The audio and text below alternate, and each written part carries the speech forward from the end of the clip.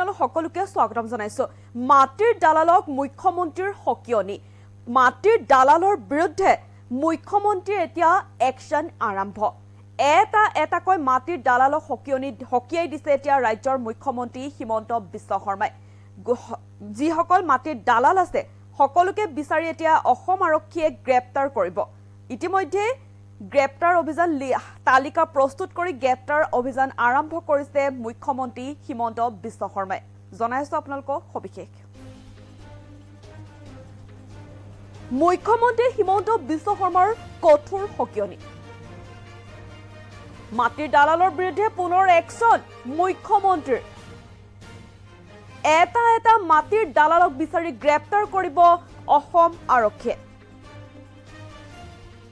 হাৰি যাব নোৱাৰিব এজনো মাটিৰ দালাল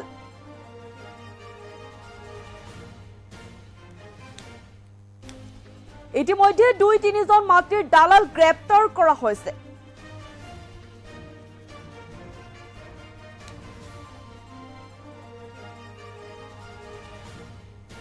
হাতত তালিকা লৈ পুনৰ অভিযান চলাব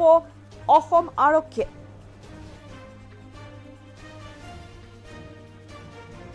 এনএছৰ অধীনত গ্ৰেপ্তাৰ কৰা হ'ব মাটিৰ দালালক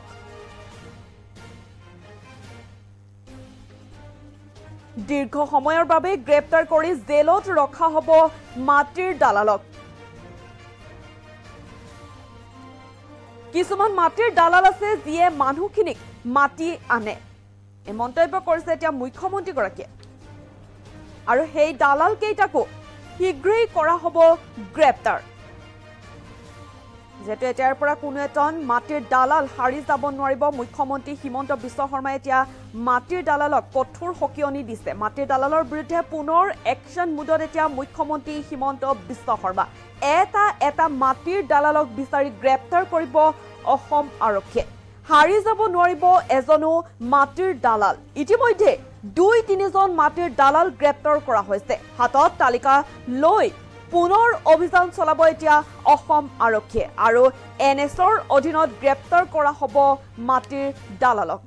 দীৰ্ঘ সময়ৰ বাবে গ্ৰেপ্তাৰ কৰি জেলত ৰখা হ'ব এতিয়া মাটিৰ দালালক এই কথা এতিয়া এই মন্তব্য কৰিছে মুখ্যমন্ত্ৰী হিমন্ত বিশ্ব শৰ্মাই তেওঁ কৈছে কিছুমান মাটিৰ দালাল আছে যিয়ে মানুহখিনিক মাটি আনে সেই দালাল কেইটাকো শীঘ্ৰেই কৰা হ'ব গ্ৰেপ্তাৰ মুঠতে কোনো এটা মাটিৰ দালাল এতিয়া হাৰি যাব নোৱাৰিব মাটিৰ দালালৰ বিৰুদ্ধে এতিয়া পুনৰ একশন মুডত মুখ্যমন্ত্ৰী হিমন্ত বিশ্ব শৰ্মা কঠোৰ হকিয়নি দিছে মুখ্যমন্ত্ৰী হিমন্ত বিশ্ব শৰ্মাই কঠোৰ হকিয়াই দিছে মাটিৰ দালালসমূহক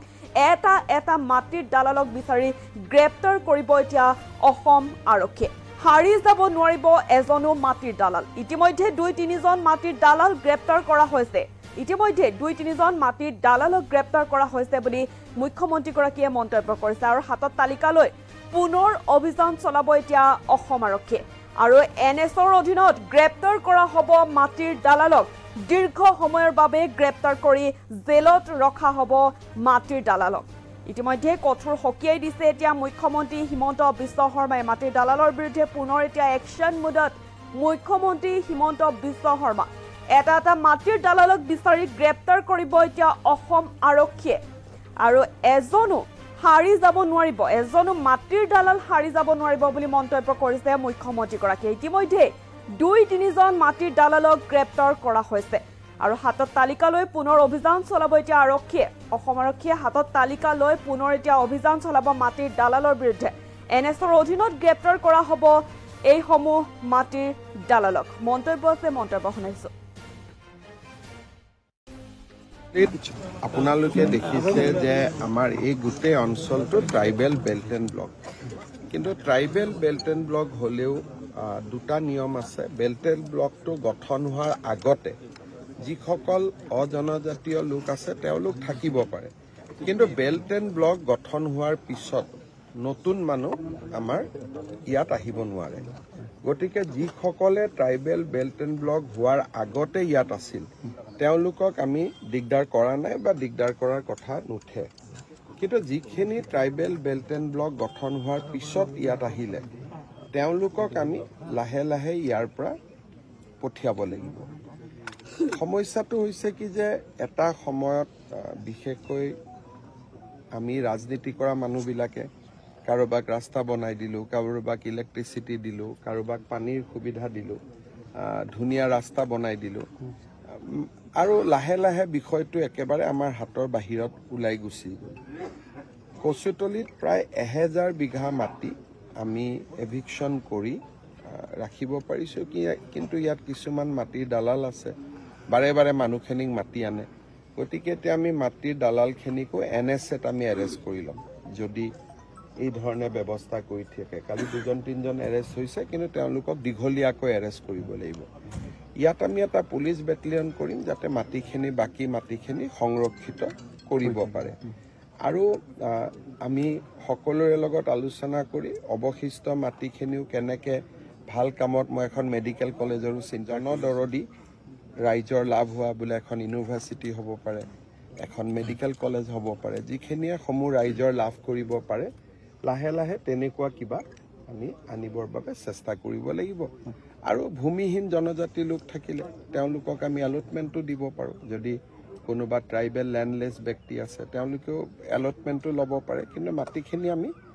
অকণমান ধুনীয়াকৈ সংৰক্ষণ কৰিম, আৰু বেটেলিয়নটো আহিলে মাটিখিনি সংৰক্ষণ হৈ যাব। কিমানমান ভূমি লোৱা হ'ব, কেতিয়াৰ পৰা কাম আৰম্ভ হ'ব? মই ভাবিছোঁ যে আমি আৰু 6 মাহৰ ভিতৰত ইয়াতে বেটেলিয়ন নিৰ্মাণৰ কামটো আৰম্ভ কৰিম, আৰু 3 বছৰটো লাগিবই সম্পূৰ্ণ হওঁতে। গতিকে সেই ধৰণে চলি গৈ থাকিব। কিমান বিঘা সামৰিব? ইয়াতে আমাৰ হাৰ্ডলি 100 বিঘা, বেটেলিয়নৰ কাৰণে ইমান নালাগে। 100 বিঘা মাটি, আৰু আমি মাত্ৰ 100 বিঘাই মাটি ল'ম, তাতকৈ বেছি ল'ম। স্যাৰ, স্থানীয় ৰাইজৰ অভিযোগ আছে যিসকলক উচ্ছেদ কৰা হ'ল তাৰে কিছু সংখ্যকে আঁতৰি গৈছে, কিন্তু যথেষ্ট ইয়াতে আছে। কিছু সংখ্যকে মছজিদ এটাৰ কেন্দ্ৰ কৰি আছে, কিন্তু কেছটো শেষ হৈ যাব।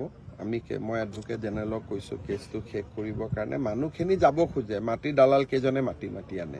গতিকে মই ভাবোঁ যে আজিৰ পৰা তেওঁলোকে গম পাব যে চৰকাৰ এইটোত কঠোৰ, আৰু আমি কেতিয়াও পুনৰ বহিব নিদিওঁ। আৰু এই ক্ষেত্ৰত কিবা বাধা হ'লে আমি তাক মোকাবিলা কৰিম। কিন্তু যদি এই মানুহবিলাক লেণ্ডলেছ হয়, যি জেগাৰ পৰা আহিছে, আৰু যদি প্ৰকৃত ভাৰতীয় নাগৰিক হওক, তেওঁলোকে দৰঙৰ পৰা আহিছে, নগাঁৱৰ পৰা আহিছে, তেওঁলোকক আমি নিজৰ ঘৰৰ জেগাতে মাতি দিব পাৰোঁ। যদি লেণ্ডলেছ হয়, নতুন জেগাত আহিব নালাগে। যদি লেণ্ডলেছ হয়, ভাৰতীয় নাগৰিক হয়, আমিতো মাতি দিয়াত অসুবিধা নাই, কিন্তু দালালৰ চক্ৰত তেওঁলোক পৰিব নালাগে। কিছু অঞ্চল এতিয়াও আছে স্যাৰ, যিবোৰ উচ্ছেদ কৰি ল'ম। অকণমান কি হয়, উচ্ছেদটো কৰি কিবা এটা কামত যদি ব্যৱহাৰ কৰিব নোৱাৰোঁ, আকৌ উচ্ছেদ কৰাৰ পিছত মানুহ আহি যায়। গতিকে ধৰি লওক এটা ফিচাৰীত মাছ আছে, আপুনি মাছটো ওলাব পাৰে, কিন্তু যদি খোৱা মানুহ নাই, বিক্ৰী কৰা জেগা নাই, তেতিয়াহ'লে কি কৰিব? সেইকাৰণে এইখিনি আমি হিচাপত ধৰি ৰাখিছোঁ। কিবা ভাল চৰকাৰী আঁচনি আনিলে, কাৰণ ট্ৰাইবেল বেল্ট এণ্ড ব্লক ইয়াত যিকোনো আমি কৰিব নোৱাৰোঁ। ধৰক এখন মেডিকেল কলেজ আহিলে, এখন ভাল ইউনিভাৰ্চিটি আহিলে, ৰিং ৰোডটো আগেদি যাব। গতিকে যোৱাৰ লগে লগে ইয়াত ইউনিভাৰ্চিটি হ'ব পাৰে, মেডিকেল কলেজ হ'ব পাৰে, ইঞ্জিনিয়াৰিং কলেজ হ'ব পাৰে। সেইকাৰণে ভাল আঁচনি আহিলে উচ্ছেদ কৰাৰ আমি